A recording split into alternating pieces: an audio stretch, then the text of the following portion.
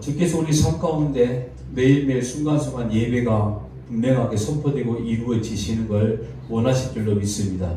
아멘이십니까? 예배가 이루어진다는 것은 결국에 하나님 아버지 앞에 내가 아무것도 아니다는 소리겠죠. 왜냐하면 예배는 곧 오늘 저와 여러분이 거룩한 산 제물이 되었다는 신앙 고백이기 때문인 거죠.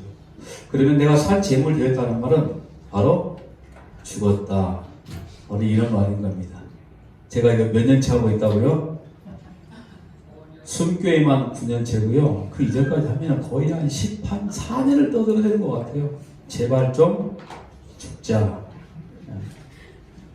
그런데 유독 히브리서에 넘어오면서 굉장히 또 그 말씀들이 또 많이 증거되기 시작했죠. 믿음의 사람의 이야기를 쭉 나열하고 있으면서 등장하는 인물마다 전부 다 죽어요.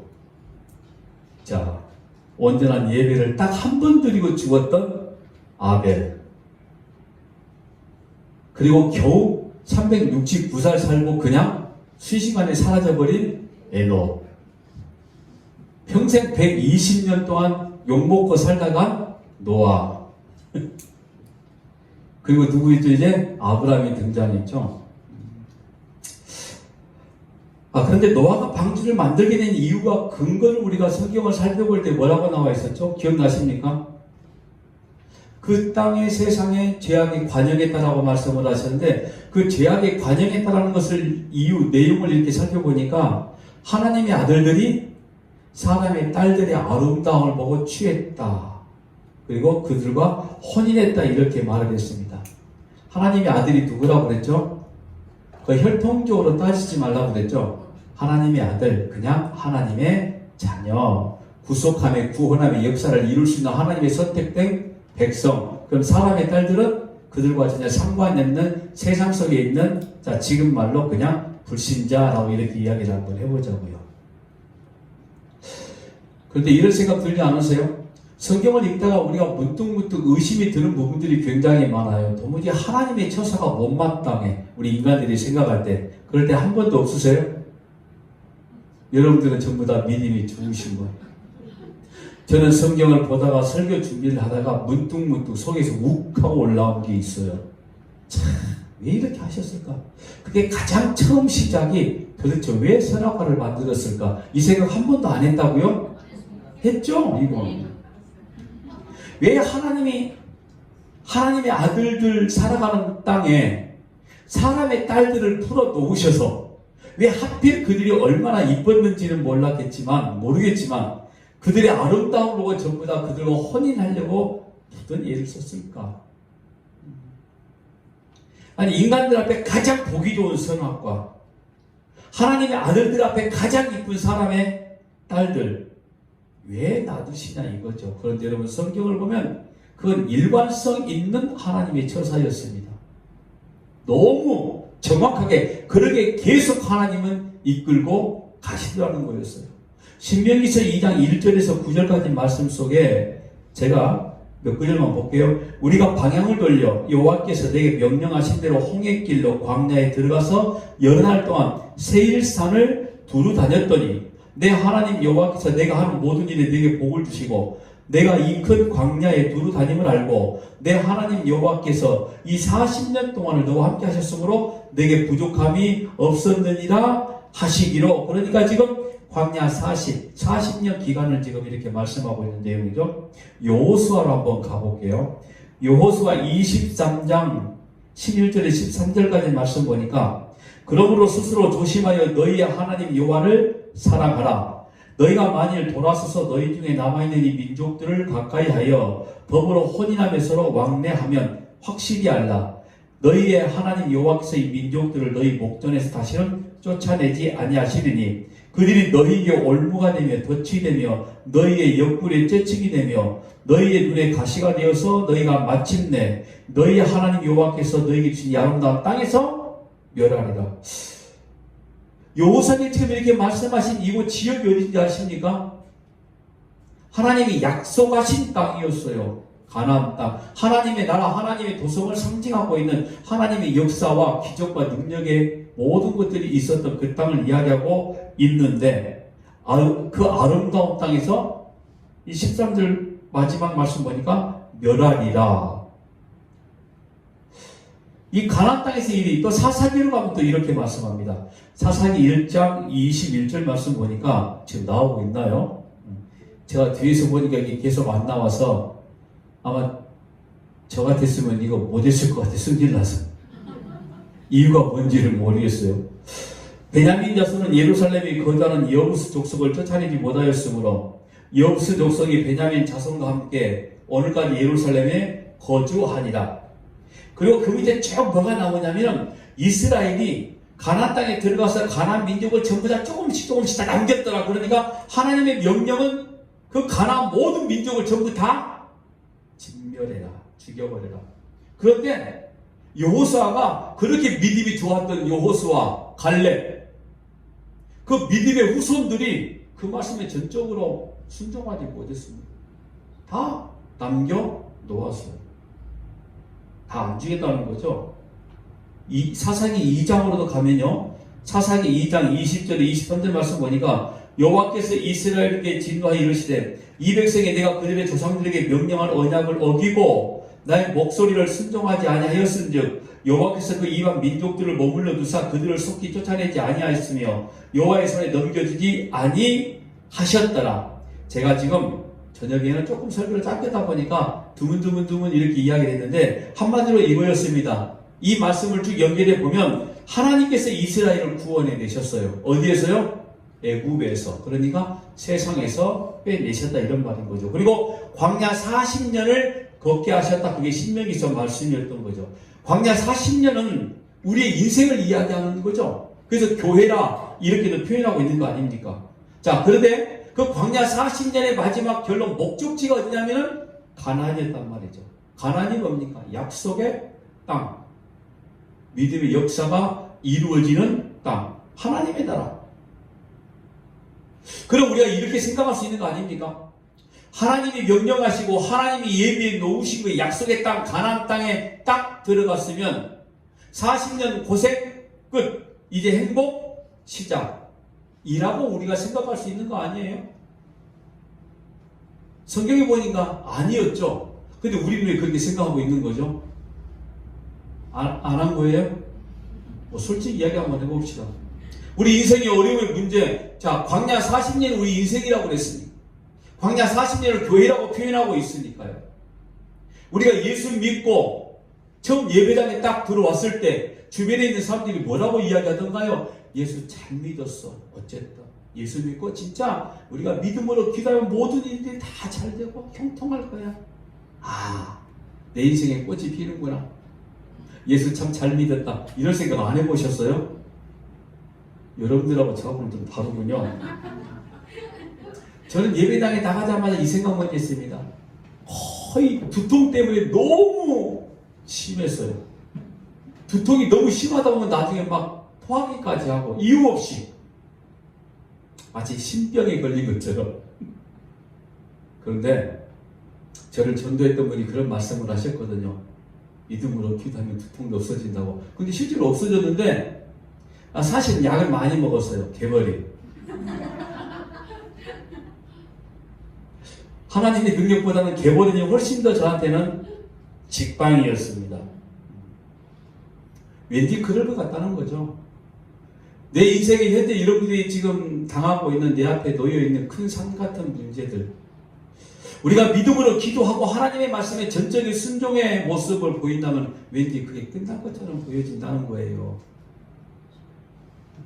하나님, 내가 하나님만을 사랑하고 내 삶에, 우리 조금 전에 찬양으로 고백했던 것처럼 내 삶의 날마다 예배가 이루어져서 오로지 하나님만, 내 아버지만, 내 영광, 모든 것들을 전부 다 받아주실 만한 그분, 내가 이렇게 믿음으로 간절하게 절절하게 기도하는데 하나님의 약속도 믿고 이스라엘 백성들처럼 약속도 믿지 않았던 게 아니라 우리는 이미 성경을 통해 알고 있으니 약속도 믿고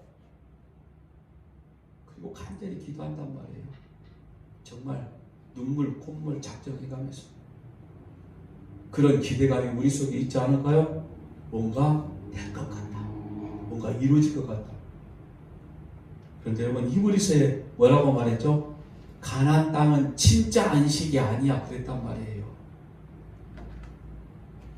우리가 믿음으로 기도해서 그것들이 반드시 이루어질 거라고 우리가 생각을 하고 있는데 그게 가나안이 아니라니까. 진짜 안식이 아니야. 그러니까 너희들이 이 땅에 살아가는 동안에 너희들의 마음의 소원들을 이루고 사는 게 전부가 아니라고 딱 찍어서 말해버리는 거예요.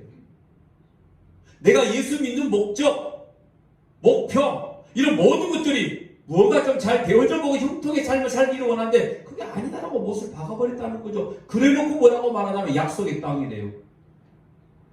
하나님께서. 그러니까 여러분 광야에서 겪었던 거, 즉 오늘 저와 여러분이 세상에서 경험하고 겪고 있는 거, 그리고 교회라는 공동체 안에 들어오고 내가 교회의 주체자가 되어져서 이 자리에 내가 현재 있는데도 불구하고 그렇게 광야에서 있었던 일들이 고스란히 내 삶 속에서 나타나고 있더라는 거예요. 그래서 가나안이 진짜 안식이 아니다고 말하는 겁니다. 이렇게 우리가 예수 그리스도를 나의 구주로 영접한 하나님의 자녀로 모여있는 우리들이 이곳이 진짜 안식이 아니란 말이에요. 이곳은 여전히 세상과 다를 바 없는 고통과 고난의 순간순간이 올 수밖에 없다 이 말입니다. 혹시 이 자리에 앉아 계신 분 중에서 나는 뭐가 내 삶의 문제가 잘 되고 해결되기 위해서 그거 원해서 예수 믿었다. 손 드십시오. 믿지 마세요. 차라리 그냥 절간에 가시기 훨씬 더 마음 평안하고 좋습니다. 만약에 그런 목적이라면 잠시 잠깐의 뭐가 될 수 있다고 그러죠? 목표가 될 수 있습니다. 내 문제가 해결되어지는 거. 그런데 여러분 그게 해결되지 않아도 우리의 목적은 달라지면 안 되는 거죠. 그걸 지금 이스라엘 백성들을 통해서 말씀하고 있는 내용들이 히브리서의 내용인 거예요. 보세요. 제가 조금 전에 달락달락 신명기에서 사사기 읽었던 그 말씀 속에 보면은요, 광야에 지금 하나님의 자녀가 약속을 언약을 받은 그들의 자녀가 40년 동안 널브러져 있는 거 아닙니까? 그리고 또 가나안 땅에 들어가 역시 마찬가지로 이 광야에서도 마찬가지였고 가나안 땅에 들어가서 역시 마찬가지였지만은 그 이스라엘 백성들을 고난 가운데 계속 몰고 들어가는 마치 채찍과 같은 인물들이 누구인지 아십니까? 에서의 후손들이었어요. 그러니까 세상의 딸들 이런 자들이다 이런 말인 거죠. 창세기 32장 3절 말씀 보니까 야곱이 세일 땅 에돔 들에 있는 형 에서에게로 자기보다 앞서 사자들을 보내려 그랬죠. 지금 에서가 어디에 살고 있는 거죠? 세일 땅 에돔. 그런데 조금 전에 신명기서 2장 1절에 뭐라고 그랬냐면은 우리가 방향을 돌려 여호와 세대에게 명령하신 대로 홍해길로 광야에 들어 여러 날 동안 세일산을 두루 다녔다고 그랬어요. 누구 지역이에요 지금? 그 땅 주인이 누굽니까? 에서예요. 근데 하나님께서 어떻게 만드시냐면은 그들의 땅을 절대로 밟지도 말라고 그래요. 에서와 부딪히지 말라 이거죠. 아니 에서에게는 세일 땅, 에돔 땅 그런 땅들을 전부 다 자기들의 소유로 만들어 놓으시고 난 다음에 하나님이 선택받은 부르심을 받은 자녀들에게는 너희들 그 땅 가지 마. 그 땅 취하지 마. 왜 그러는 거예요? 세상이기 때문에 그런 겁니다. 하나님의 자녀의 기업은 따로 있다라고 지금 말씀하고 있는 거예요. 세상 속에 에서들이 차지하고 있는 땅과 그 가치들은 이스라엘에게 만지지 못하게 만든 말. 이 만지지도 못하게 만들고 밟지도 못하게 만든다니까요. 왜 그거 네 거 아니야 이거예요. 오늘 우리가 세상 속에 살고 있지만 세상이 우리 것이 아니라고 지금 말씀하고 있는 거죠. 그럼 대체 우리는 어떻게 살라는 거죠? 그냥 너희는 내 입에서 나오는 내 말 듣고 살아가는 존재야. 그게 배가 부르든 너희 삶 속에 풍요로움이 있든 하나님은 거기에 대해 관심 없습니다. 오로지 하나님이 주신 것들로 우리들이 먹고 사나 안 사나 그것만 관심이 있는 거죠. 예수 그리스도의 십자가의 구속으로만. 그게 하나님의 관심이란 말이에요. 그러고는 뭐라고 말씀하는지 아세요? 사서 먹으래. 성경 볼까요? 신명기서 2장 5절 6절입니다. 그들과 다투지 말라. 그들의 땅은 한 발자국도 너에게 주지 아니하리니. 야, 이거 단호한 말씀 아닙니까? 이는 내가 세일산을 에서에게 뭘로 줬다고 그랬죠? 기업으로 주었습니다. 너희는 돈으로 그들에게 양식을 사서 먹고 돈으로 그들에게서 물을 사서 마시라. 이게 뭐냐고요 도대체? 명세기 내가 꼴에 하나님의 자녀인데 그렇지 않아요? 좀 세상 속에 조금 더 나오면 안 되는 거예요 우리가? 진짜 안 되는 걸까요? 우리가 생각할 때는 조금 더 높게 해줘도 좀 괜찮을 것 같은데, 조금 더 부유하게 살아도 그냥 괜찮을 것 같은데, 그냥 어떤 우리가 인생을 살아가든 조금 더 우리가 마음 평안하면 괜찮을 것 같은데 왜 그걸 허용해 주시지 않느냐고요. 그러고는 뭐라고 말씀하는지 아세요? 신명기서 2장 7절입니다. 같이 읽어볼게요. 시작. 내 하나님 여호와께서 내가 하는 모든 일에 내게 복을 주시고 내가 이 큰 광야에 두루 다님을 알고 내 하나님 여호와께서 이 40년 동안을 너와 함께 하셨으므로 내게 부족함이 없었느니라 하시기로. 아멘 나오세요? 와, 진짜 아멘 나오세요? 힘들어 지금 죽을 것 같은데, 너무 힘들어 죽을 것 같은데 그 힘들어 죽는 상황을 하나님이 주시겠다 말씀하시면서 사서 먹으라고 말씀하시고, 아니 더 힘들어 죽을 지경인데 부족함이 없었느니라. 이거 순뽕 아닙니까? 나는 실제로 지금 힘들어 죽겠는데 지금 하나님은 부족함이 없었느니라. 이런 거죠. 우리는 우리 측에서, 인간 측에서 자꾸 지금 하나님을 판단하고 있는 겁니다. 하나님 측에서 하나님이 우리를 바라보셨을 때는 우리에게 지금 만족할 만한, 부족함이 없을 만큼 전부 다 주신 거예요. 하나님이 보실 때에는. 자, 하나님이 저와 여러분 일거수일투족 전부 다 알고 계신다는 말 믿어주세요? 진짜 믿으세요? 자, 그런데 지금 현재 이스라엘 백성들이 어떤 거죠? 지금 이 에서의 우선 때문에 지금 죽을 지경이란 말이에요. 물도 먹을 양식도 돈 주고 사 먹어야 될 정도로 너무너무 힘들고 어려운 상황이란 말이죠. 이걸 지금 우리가 현재 생활 속에 이야기한다 하면 우리의 삶이 너무나 고단하고 피곤해. 더군이 내 손에 쥐어진 건 하나도 없고 내가 지금 이루고자 하는 모든 일들이 다 막혀있는 이런 상태라고 표현할 수 있는 거 아닙니까? 그런데 하나님이 이렇게 말씀하는 거예요. 너 지금 풍족하게 주었다 내가. 도대체 하나님이 뭘 시도하는 이야기인가요? 우리가 아무리 눈을 떠 쳐다봐도 에서의 후손들이 훨씬 더 좋게 보이고 아무리 봐도 쟤네들이 나보다 훨씬 더 많은 걸 가지고 있어. 그런데 하나님은 네가 더 많이 가졌답니까? 하면 일거수 일투족 우리 생각까지 감찰하시는 하나님이시고 우리가 믿고 있다면 우리는 지금 하나님이 내게 주신 만족함을 아직 지금 모르고 있다는 거죠. 그걸 믿는다면 분명히 주셨으니 그걸 우리가 알아야 신앙생활을 할 수 있는 건데 그 알 수 있는 방법은 기도 많이 해서 조금 알 수 있을 것도 같은데 그거 금방 없어질 겁니다. 딱 한 가지밖에 없습니다. 진리 가운데만 있어야 되는 거죠. 왜요? 말씀 안에 전부 다 하나님이 쫙 전부 다 깔아놓으셨거든요. 왜 이 문자적인 성경을 우리에게 주셨냐고요? 이거 알라고 지금 주신 거라 이런 말인 거죠. 예? 하나님은 이걸 오늘 저와 여러분에게 보게 만드시는 겁니다. 여러분 이게 세상 속에서 우리의 실존이라면 교회 안에서 또 성도의 실존이 그냥 그대로 나타나고 있는 거예요. 그리고 우리가 예수와라는 큰 공동체 안에 있음에도 불구하고 오늘 사라가 이야기했던 것처럼 내가 단사나에 아무것도 못하는 상태에 예수를 낳았다. 이삭을 낳았다. 비웃었죠. 근데 그게 갈라디아에서 뭐라고 그랬죠? 그리스도를 낳았다라고 이야기했죠. 저기 죽은 자의 몸 같은 내가, 아니 이미 죽어버린 내가 낳을 수 있는 건 예수밖에 없는 거예요. 그러니까 나의 모든 삶을 통해 나타날 수밖에 없는 것은 예수밖에 없는데 그래야 부족함이 없다란 말이 터져 나오기 시작하는 거죠. 그걸 알게 만드신다는 거예요. 지금 하나님께서. 자, 가나안에 들어갔는데 하나님이 뭐라고 그러셨죠? 그들을 전부 다 쫓아내라, 진멸해 버리라 분명히 말씀했는데 그게 못했잖아요. 왜 못했을까? 아무리 살펴봐도 무서워서도 못했을 수도 있겠고요. 그런데 사실은 그들 눈에 보기 좋았던 거죠. 이스라엘 백성들 눈에 보기 좋았던 겁니다. 전쟁을 하면 할수록 이스라엘 백성들은 하나님이 하신다는 전쟁, 즉 하나님이 직접 전쟁의 주체자가 되어서 모든 걸 하신다는 걸 알았을까요? 몰랐을까요? 알았단 말이에요. 그들은. 그런데 다 진멸하지 않았어. 혹 이렇게 이야기할 수 있습니다. 설교적으로. 무서웠다. 그런데 무서웠던 게 아니라 그들이 가진 게 좋았다.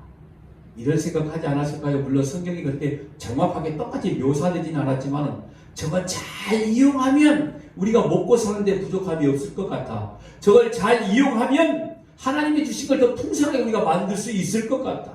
이런 생각하지 않았을까요? 그 대표적으로 성경에 보니까 가사와 가드와 아스에 조금씩 남겨두었다. 이렇게 이야기하는데 웃기는 건요. 가사에서 그 가사의 후손이 누구를 죽인 거죠? 사사? 삼손을 죽여버립니다. 남겨두었더니. 그 가드의 후손에서 누가 나온지 아세요? 다윗과 싸웠던 골리앗이 등장합니다. 그리고 아스도의 후예들은 법궤를 빼앗아버립니다. 남겨두었더니 뭔가 이용할 만한, 써먹을 만한 이런 일들이 있을 거라고 착각했던 이스라엘이 맞아 죽은 거예요. 그런데 하나님도 이렇게 말씀하십니다. 내가 남겨두었어. 그러니까 하나님은 모든 것들이 하나님이 저를 선용하신다고 그랬죠. 하다못해 오늘 저와 여러분의 죄악까지 선용하시는 거예요. 이스라엘 백성들이 그렇게 말씀에 순종하지 않을 것도 전부 다 알고 계셨기 때문에 그걸 선용하시는 겁니다. 내가 남겨두었다. 근데 사실 이 말씀이 이미 신명기서에 이미 예언된 거였어요. 신명기서 9장 7절 말씀 보니까 너는 광야에서 내 하나님 여호와를 경노하게 하던 일을 잊지 말고 기억하라. 내가 애굽 땅에서 나오던 날부터 이곳에 이르기까지 늘 여호와를 뭐라고 그랬죠? 거역하였으며. 그러니까 순종하지 않을 걸 전부 다 이미 신명기서에 말씀을 하신 거였죠. 그리고 이스라엘이 광야를 통과하면서 에서와 에서의 후손들이 갖고 있는 그런 것들을 부러워하기도 하고 또 그들의 것들을 만졌다. 즉 거역했다 이런 말인 거죠. 거기에 관심 두지 말라 했더니 관심을 두었단 말이죠. 그냥 가사, 가드, 아스도 전부 다 남겨두고 말았다는 겁니다. 그런데 또 8장에 가면 하나님께서 이렇게 말씀하십니다. 너희들이 내 말을 듣는다 안 듣는다 한번 시험해 보겠다는 거였어요. 이 도대체 하나님이 뭘 하라는 것입니까 우리한테? 그렇지 않는데 힘든 인생 살고 있는데 8장 2절 볼까요? 내 하나님 여호와께서 이 40년 동안에 내 광야길을 걷게 하신 것을 기억하라. 이는 너를 낮추시며 너를 시험하사 내 마음이 어떠한지 그 명령을 지키는지 지키지 않는지 알려 하심이라. 그런데 조금 전에 신명기서 9장 7절에 뭐라고 했죠? 늘 거역해서 시험을 했더니 이들은 다 거역해버렸다. 믿음이라는 선물을 저와 여러분에게 주시고 믿음의 자녀답게 믿음의 역사를 이루라고 믿음의 것들을 내어놓으라고 말씀해 놓으셨는데 우리는 자꾸 그 믿음이라는 좋은 밭 안에서 세상 것들을 자꾸 내놓고 있는 거예요. 지금 이게 지금 거역한 겁니다. 믿음을 선물로 심어 놓으셨으면은 당연히 우리를 통해서 믿음이 나와야 되는데 우리는 믿음을 내놓지 않고 세상 것들을 내놓고 있더라는 거죠. 그 대표적인 예가 누구였죠? 처음 사람 아들이었던 가인.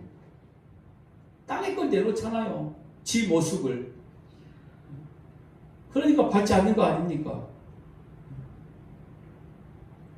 그리고 또 31장, 신명기 31장으로 가면요. 니네는 가나안에 들어가서도 하나도 안 들을 거다 그랬어요. 다 알고 계신 거죠. 그리고는 지키지 않으면 죽인다. 여러분 이 말씀을 사도 바울이 정확히 정리를 합니다.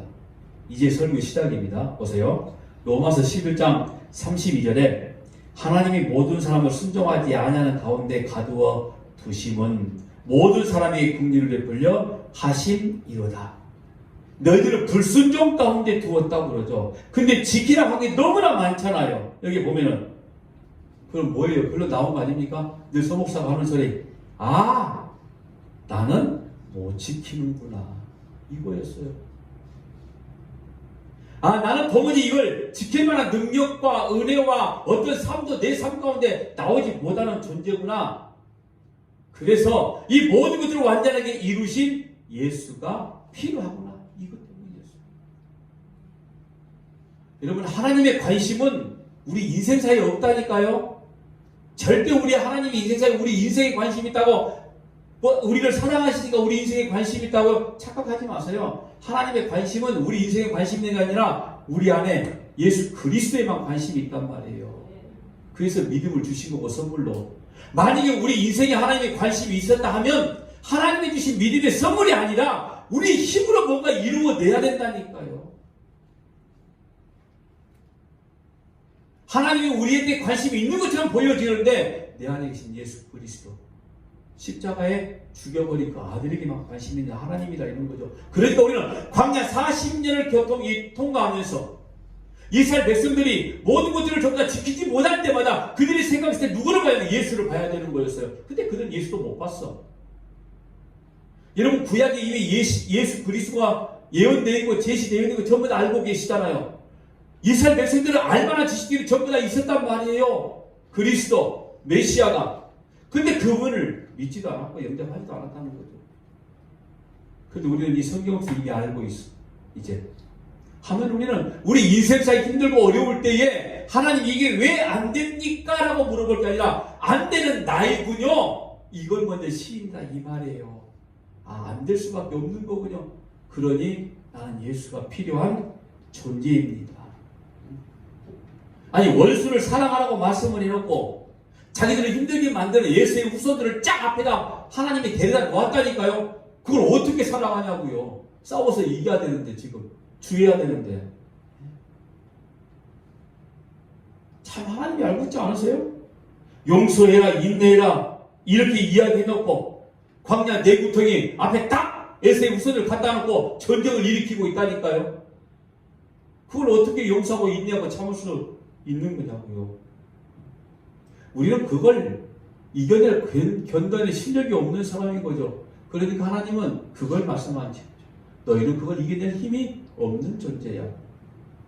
그러니 이걸 이길 힘을 가진 네 안에 있는 예수 그리스도 그분만 바라보라는 거였어요. 여러분 이게 뭔지 아시죠? 우리 인생을 우리는 통과하면서 이걸 배워져 나가는 거죠.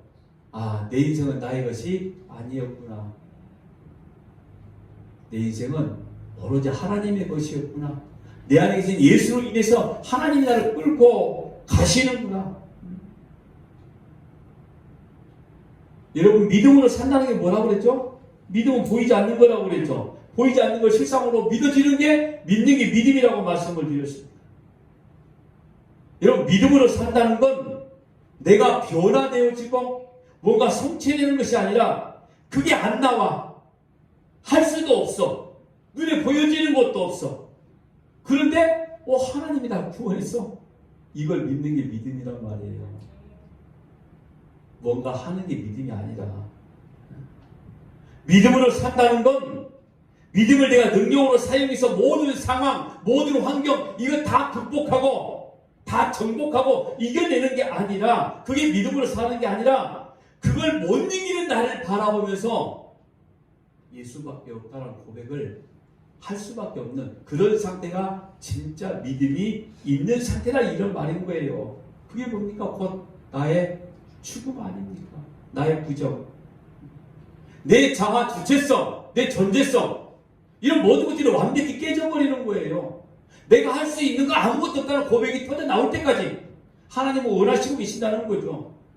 십자가 앞에서 우리 인생은 완전히 다 묵살돼 버리는 겁니다. 법적인 용어로 기각당해버린 거죠. 즉 아무것도 아니야 너. 이거예요 지금 십자가 앞에서는. 믿음으로 산다는 것 자체가 믿음이 우리를 어디로 끌고 가는 거죠? 죽음으로 끌고 갔잖아요. 오늘 낮에 살아보니 아브라함의 아내 사라입니다. 살아보니가 아니라 하다 보니까 헷갈릴 것 같아서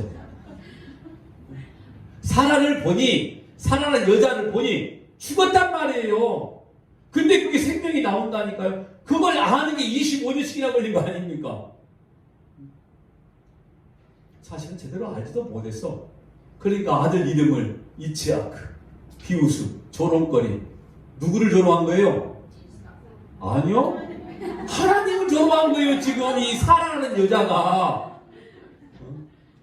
네가 나를 비웃어? 하니 이름 이삭이라고 만들어. 이거야 아닙니까? 그러니까 믿음으로 산다는 것 자체가 뭐예요? 사라가 단산하여서 죽어서 이삭을 태어나게 만들어서. 믿음으로 산다는 것 자체가 아벨이 돌로 맞아 죽어버렸다 이런 말인 거죠. 그런데 지금 이 시대의 인간들은 어떤 인생을 살고 있는지 아십니까? 지금 이 시대의 인간들 저와 여러분 똑같은 존재들이에요. 믿음조차도 내가 믿음으로 산다는 것조차도 내 자존심을 챙겨나가는데 자꾸 만들어내기 시작하는 거예요. 믿음으로 산다는 건 내가 죽었다 이런 말인데 그것조차도 나의 자존심을 세우는 데 쓰고 있다니까요. 그것조차도 믿음이 있는 척, 예배 잘 하는 척, 기도하는 척, 속은 썩어 문드러져 가면서 아무것도 하지 못하고 할 수 없어. 그래도 그냥 하나님 앞에 나 몰라 그냥 알아서 해요. 차라리 나 둥그러지든지. 나 뒹군다는 말을 하다 보니까 옛날에 어떤 우리 같이 공부했던 동기 목사 이야기가 생각이 나네. 돈 달라고 해서 돈 안 주면 무조건 굴렀대요. 그 때를 쓰면 돈을 줬대. 그걸 또 비유로 하나님께 그렇게 때를 쓰면은 돈 주더라? 그게 아니라 자기 부정해라 이런 말인 거예요. 지금 제 말은. 그래서 제가 이런 말 하는 거 아닙니까? 믿음조차도 자기가 만들어낸 자기가 사유한 것처럼 여겨져서 그것들로 자기들의 자존심을 자꾸 챙긴다는 것. 자, 이거 한 가지 기억하세요. 오늘 낮에도 내가 한 6번을 이야기한 것 같아요. 믿음은 사유화되는 것이 아니다. 즉 내가 만들어낸 것이 아니다. 하나님이 주신 선물이다. 근데 그 믿음은 우리를 죽음으로 이끌고 가더라. 여기서도 좀 힘들죠? 믿음이 내가 만들어낸 게 아니야. 그래 맞아. 하나님이 주신 선물이야. 그렇지. 근데 그 믿음의 결과가 내가 죽더라. 여기서부터 힘이 들어가는데 우리들은 그래도 그걸 따라가는 게 진짜 믿음이란 말이에요. 믿음은 죽이는 겁니다. 그래서 제발 좀 믿음 있는 척 하지 말라는 말이에요. 차라리 그냥 모르고 따라가는 게 낫지 않습니까? 아는 척 하는 것보다. 저도 그러고 있다니까요. 그래도 꼴의 목사인데 뭐 사실 뭐 특별한 건 아닙니다. 다 똑같이 여러분들이나 저나 그러니까 직분이 목사고 여러분들이 권사님, 집사님이시죠. 홍 목사님만 나만 부리는 목사, 저분들은 님. 그런 거예요. 그러니까 여러분 이 광야 생활에 진짜가 뭔지를 구별해 내야 되는 거예요. 진짜 믿음의 인생이 어떤 건지를 우리는 살면서 매일매일 토해 놓아야 된다 이런 말인 거예요. 뭘 그래서 하지 말라고 말하는 건 바로 그런 의미인 겁니다. 안 그러면 진짜 실수하는 겁니다. 구원에 대해서 내가 장담하지 못하지만은 불안한 마음으로 얘기할 수 있다고 그랬죠. 진리를 모르는데 십자가 아니면 아무것도 아니라는 사실을 모르는데 그저 예수 믿고 뭔가 한번 해보면 될 것 같다는 이런 착각 속에 살고 있는 그거 아니라고 그렇게 이야기하고 있는데 만약에 그럴 수 있다 하면 정말 우리 지금 잘못 가고 있는 거라는 말입니다. 우리가 할 수 있는 거 없습니다, 여러분. 할 수 있는 건 없습니다. 할 수 없는 걸 고백하는 게 믿음의 열매입니다. 그래야만 하나님이 나를 통해서 일하시는 모습을 내가 체득할 수 있다는 이야기를 하는 겁니다. 그게 인생이에요. 이거였구나. 하나님이 나를 사유하신다는 게 하나님이 내게 주신 믿음이 바로 이런 거였구나. 그걸 알고 가시는 게 오늘 저와 여러분의 인생이라고 오늘 또 이야기를 합니다. 결론으로 말씀드릴게요. 여러분 믿음은 절대로 저와 여러분이 만들어낼 수 있는 게 아닙니다. 정말 우리가 신앙의 고백처럼 내가 주님을 알고 사랑하고 섬기고 따라가는 게 후회가 없다면 하나님의 시각으로 하나님이 만족하였다 부족하였다라고 말씀했으니 도대체 뭘 주시고 만족해라 이렇게 말씀하시는지 그거 열심히 찾으세요. 기도하실 때 그거 찾아내세요. 해결해 달라고 기도하지 마시고요. 도대체 뭐 때문에 나한테 지금 부족함이 이렇게 줬다 말씀하시는지 그 부족함이 없는 만족이 뭔지 그거 찾으라고 기도하시다 이런 말인 거예요. 그거 찾다 보면 뭔가 좀 될 것도 같지 않으세요? 그거 찾으면 되는 겁니다. 그럴 때 우리 이런 고백할 거예요. 예수밖에 없구나. 이겁니다. 우리 평생에 이런 신앙 고백이 저와 여러분의 인생의 고백이 되어지길 주의 이름으로 축복합니다.